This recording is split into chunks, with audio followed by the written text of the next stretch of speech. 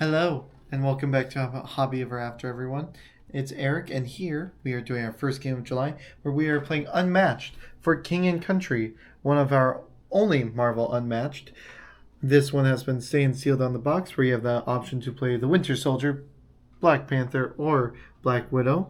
As you can see, we are playing I as the Winter Soldier and Elsie as Black Panther, as we will be duking it out like in Civil War, as she will be having Shuri, and all I will have is my brainwash. If you have not played a match before, it is where you and another person take the role of a hero, of a character, of anything really that the game provides to go and play in. As you go across the board, go into zones, use the board areas, you duel with cards equal to whatever it says there, to either defend or to attack. Really great, really fun game. There are a lot of expansions, a lot that have not been reprinted. It is, so if you're ever interested in the game, make sure to find ones that are available. But yes, super excited and cannot wait for the mid-game. I've got the cat on the run. It's cornered right now. The King of Wakanda's not looking so good against the Winter Soldier. Winter Soldier ain't looking too good either. We're pretty we both tied have right 9 now. health. But we're both in like this. But you killed my sister. Yeah, that was the thing. Pretty immediately. Yeah, pretty immediately, yeah. But hey, we are going at it. I've got Elsie's trying to move around, but I'm a ranged attacker, which is a little bit OP. Yeah. Yeah, so fun. But let us see. Who shall win, the brainwashed soldier or a king? It was a close one. Black Panther was down to 2. I was down to 3. I had 1 card in my hand, and I could not defend. Do you just with both of those double scheme cards? That's what actually won you the game, to move. Sort of like how the Chupacabra did back at Con of the North. Yeah. But yeah, good game. Very nice, very fun. Unmatched is always a good, just sort of chill game. Lots of good strategy and stuff like that. Very nice, very simple, very chill. Yeah, like a modern chess. I think maybe that's what they were going for. That would be very fun. Yes, but let us now go to Game 2. Game number 2 for July, we are playing Endangered, a game of survival by Joe Hopkins. This is a cooperative game where we are trying to get some ambassadors from around the world to vote to save the animals before deforestation or extinction happen.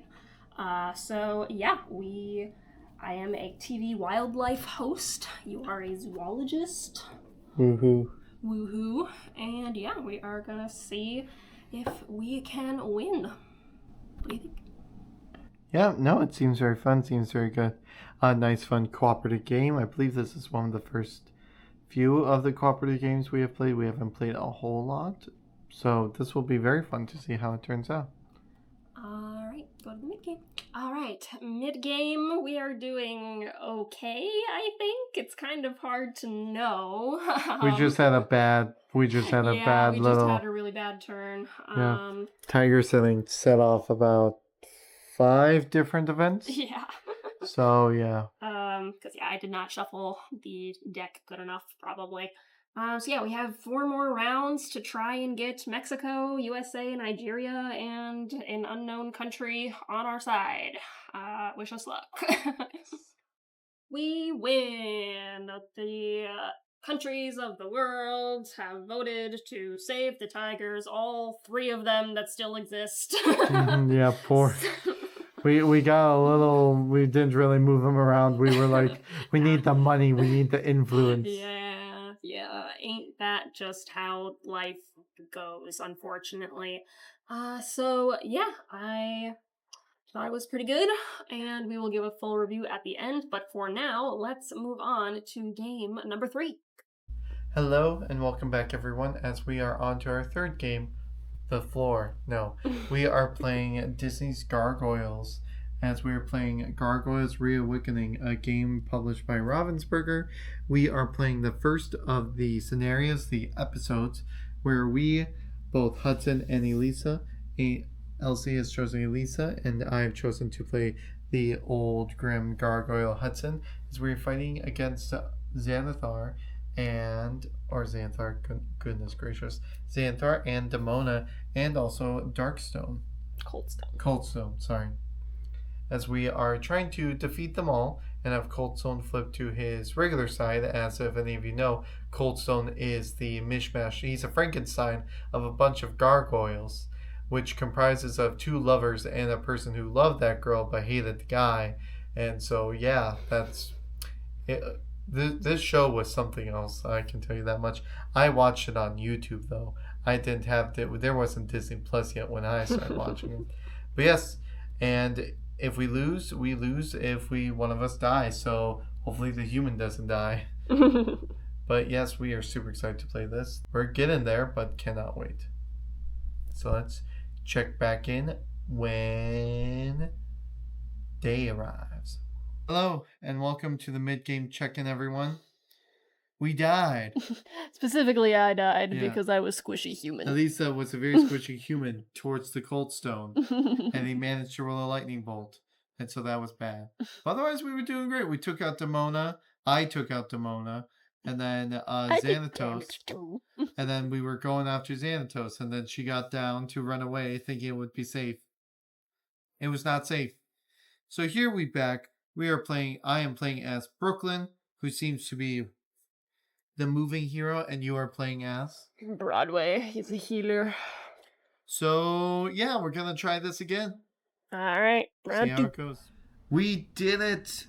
Brooklyn moved around, and sorry, Broadway. Broadway already moved. He was healing. We did it. But Coldstone, big party up on top of the skyscraper. Coldstone was really good. He was a big guy. He was a really big help. Oh boy. Yes, very fun, very well done. You can definitely see how lovely this board is. But yes, definitely love this board. Love the game. Very well done. I love the interesting cooperativeness of it. It felt similar to Horrified, but still unique and distinct to its own. Very well done. Very well done. And so I cannot wait for the fourth game. Woo. Last but not least, we have Game 4, Life in Reterra, a nice little tile placement city builder where it is like a post-apocalyptic sort of thing, it's people are making the best of what they got. We got building farms and public squares, infirmaries, all sorts of things. So yeah, the game ends when we've made a 4x4 grid, and then we just add up points for our buildings and people. A little wooden people. Yeah. And yeah. Yeah, not a too complicated game. A good way to end off the month. We played this before, and then LGS, and then we saw this at clearance, and so we were like, heck yeah. But yeah, no, super fun, and we will see who is surviving more in the apocalypse. I have come out on top by the hair of my chinny chin chin. By the hair of your tiles of your building, where I have two buildings, but a large expanse. I have a bunch of junk, thanks to someone, and lots of people. Where she's only got little people, but we both got up to 54. I was originally at 59, but due to the junk, because you took that strategy, I had deducted a -5 because of that.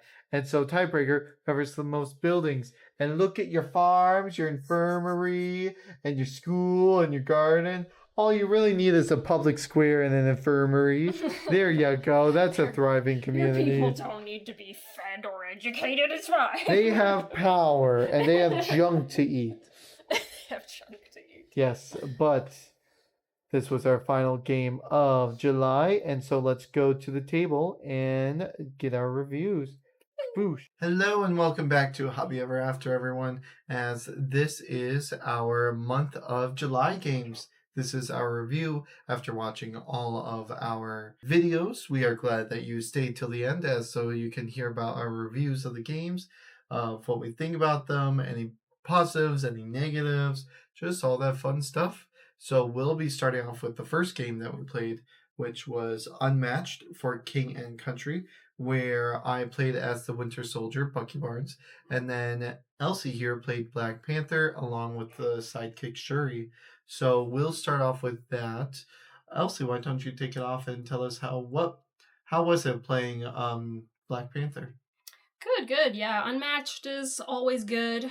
Um, you being a ranged fighter was kind of OP with me having to get up in your grill and everything. Yeah, it was a pretty close game. I think we were like one turn away from beating each other, so shows a good balance of characters for those two at least. Who knows about Black Widow? I'm sure she probably is as well. And yeah, I thought the way that they represented Black Panther's like kinetic energy suit was interesting. Like I think it was you could add boosts to like other things rather than just movement.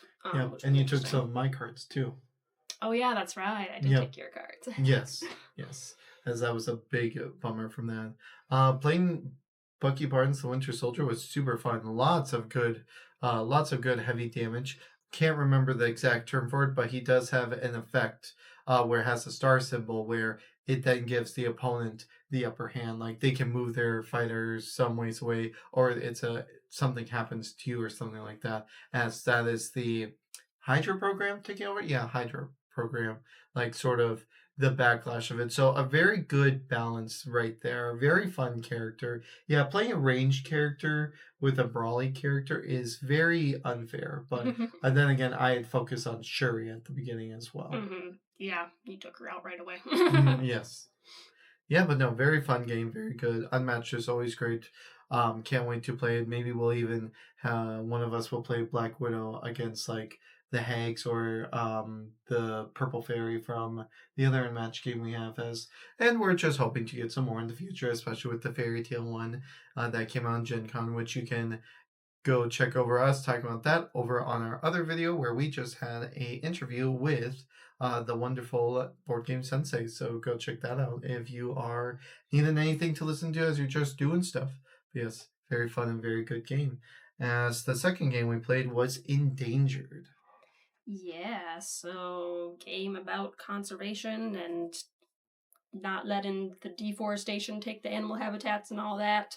Yeah, I liked it. We almost lost, so shows a good challenge, but also balanced. I thought the action system was pretty unique with being able to add the cards to like the outside of the board to expand your options in like multiple different avenues, like depending on what strategy you wanted to go for. Yeah, not being able to see the country's objectives until like you flip them over was kind of interesting. Definitely made it harder, but I think that's good. I think if you could see them all at the beginning, it would probably be too easy. Maybe, I don't know, but yeah.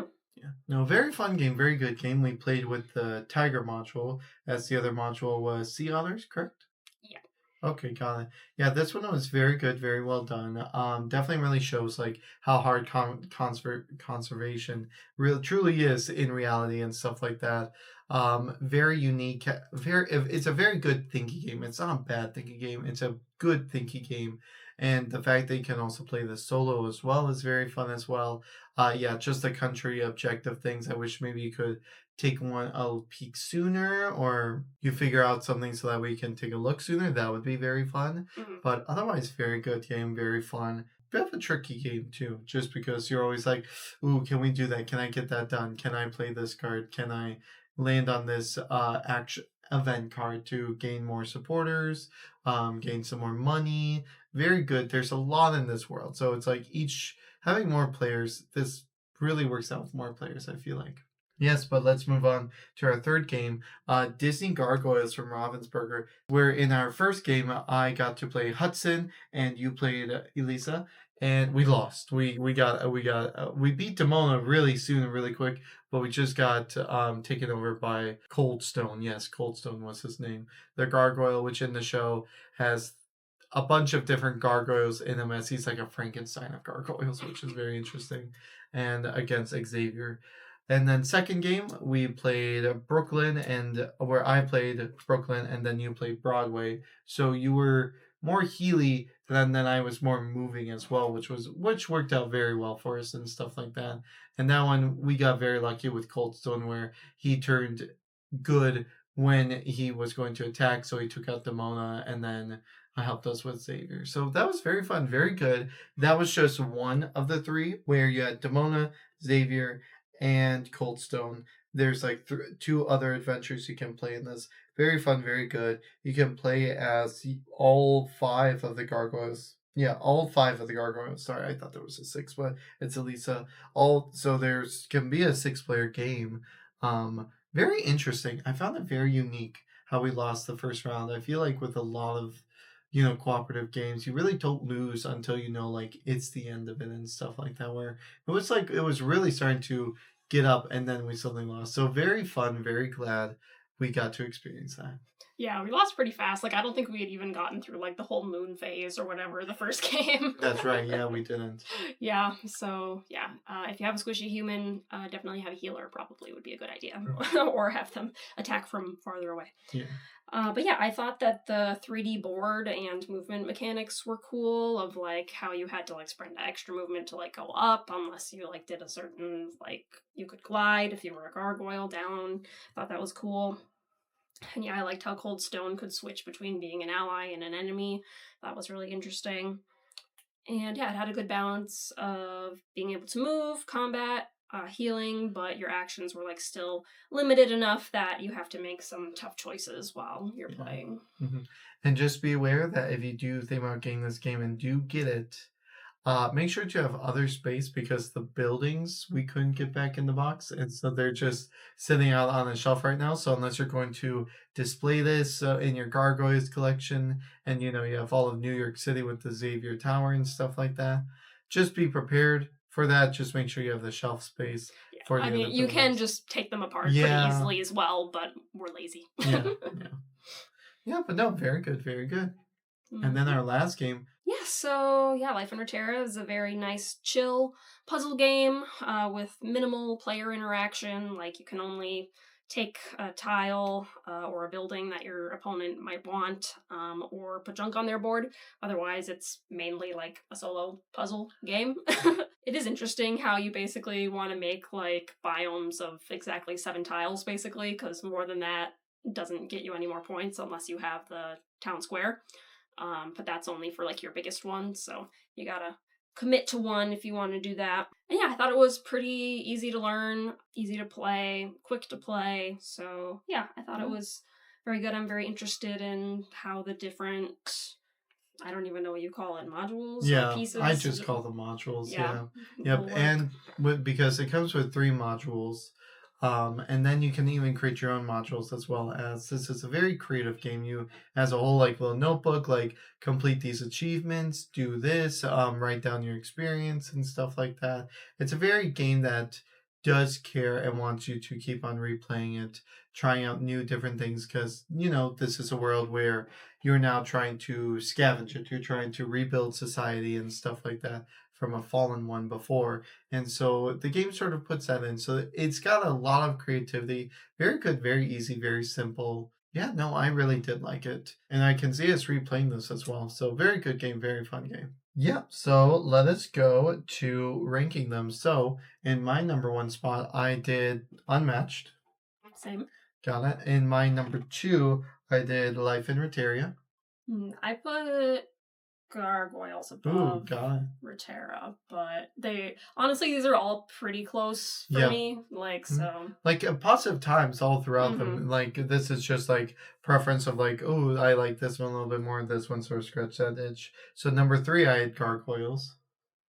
Yeah, and then I did Reterra. Okay, so we both have Endangered at number 4, which is no offense to Endangered. It was very fun. It was very good, and definitely try it out and stuff like that. I don't know, probably for us in a specific animal mood, I would say. Yeah, and probably more of like a thinky kind of mood, because I mean, like, these are like strategy and everything, but this one was just made your brain go in a little bit different way. Right. Yes, but then for August, I have chosen Dice Throne Vanguard, which was a Kickstarter that I helped kickstart. We were going to make a video about that, but then we just got so busy. Yeah. And then Nature, which I've also kickstarted way back when, and we'll probably throw in an expansion or 2 in that. Yeah, that's been a big box sitting on our shelf for a while. Yeah. Yeah, and then opposite of that, a little box that has been on our shelf for a while, Magical Unicorn Quest. Is that Unstable Games or no? No, that was a game that was at the Twin Cities Con that I felt like I had to buy because I talked to the person and it kept on talking and talking and talking, and it was like, okay, I guess I'll buy it. But who knows? It could be super fun. They have a lot of expansions. They're now at like game stores and stuff like that too. So it is getting out there. Yep. And then you chose a big box. Indeed, indeed. I chose Wonderland's War because we finally were able to get that. And yeah, I have not played. You have, and I'm very excited about it. Yes. Oh, it's going to be so fun. It's going to be so great. I really can't wait for it. And we could even do that one as like a game night one too. Just repopulate that because that one's a lot better with more people, I feel like. But yes, we're busy people. We're busy. We're trying to get as much as we can done for the channel and stuff like that, along with everything else in our busy lives. But if you guys have any games you want to see on the channel that maybe you've seen on our shelves, that maybe we've brought up, or anything else like that, just leave it down in the comments. Or just any questions, or like if any of these games intrigued you and stuff like that. Yeah, just leave a comment. We love talking and interacting with you guys. We are nearly to 200 subscribers, and so we are trying to plan something bigger, a bigger video for that, because never thought we would get there, but yay! So yeah, super fun, super great, and we cannot wait. So yeah, any last thoughts, Elsie?